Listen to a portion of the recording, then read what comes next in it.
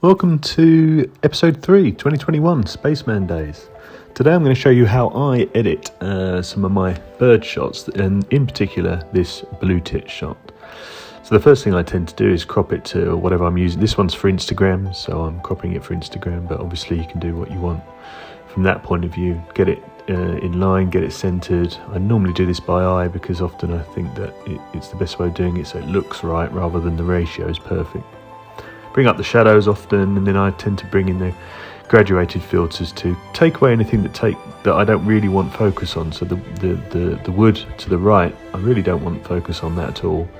And I want to add a bit of light coming in from the top left, which I do on a lot of my shots, which I think just adds a little bit of depth, a little bit of interest, and can really highlight the subject.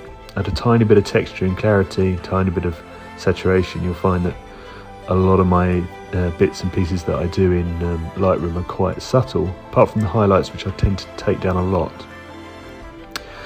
Again, I'm using another filter there just to add a brighter light source and bring down other darker areas so that the bird is really the main focus on this shot. And to be honest, that's all I really do for Lightroom. That's all I need to do. I export it at a high resolution, and then I will put that into Photoshop. Now I've got a lot to do here on the details. I use dodge and burn, which I would recommend using a lot, and if any of you've seen my videos before, I tend to use dodge and burn quite a lot to play around with the eyes, bring some focus down a little bit, bring some highlights in a little bit. You've got a light source coming from top left down to bottom right, so I'm adding a bit more colour and light to the left hand side of his eye.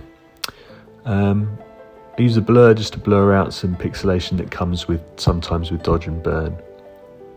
I've added a LUT I have here. It's actually a Peter McKinnon LUT that I add over the top to some of my images. It creates a sort of autumnal feel and also a bit of depth in the shadows. Again, I'm going back to the dodge and the burn tools and also the saturate sponge tool just to add colour, depth, highlights, lowlights, and shadow.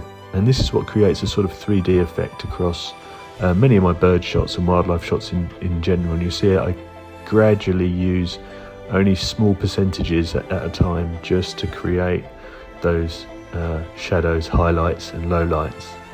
Essentially I'm painting, and this is a bit of what's called destructive way of doing it because I'm not using different layers. I use various different tools here, clone stamp tool and so on, just to get rid of that. I know it's a natural picture and some people might keep that little seed.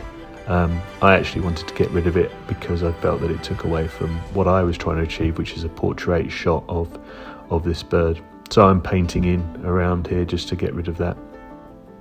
Keep looking forward and back at the bird as well to see how happy I am or unhappy I am with bits. Also, because I've got the light to the left coming down to the right, I've created more of a shadow across that bark and across that tree trunk, which would be more realistic, and also again gives a slightly more realistic sort of 3D effect. So I'm going to play around with the eye a bit here, add a little bit more highlights with that light source coming in, and now I can see that gives a real good personality to the bird. I use a mixer brush tool here to get rid of some of the pixelation in the background. This shot was quite a dark shot originally taken. People use lots of auto software. I don't really like auto software personally because I don't want the whole picture having the pixelation taken out. I think sometimes the pixelation actually, the grain works quite well, so I actually paint in. It's a bit more labour intensive, but I think gives a lovely smooth effect using that tool.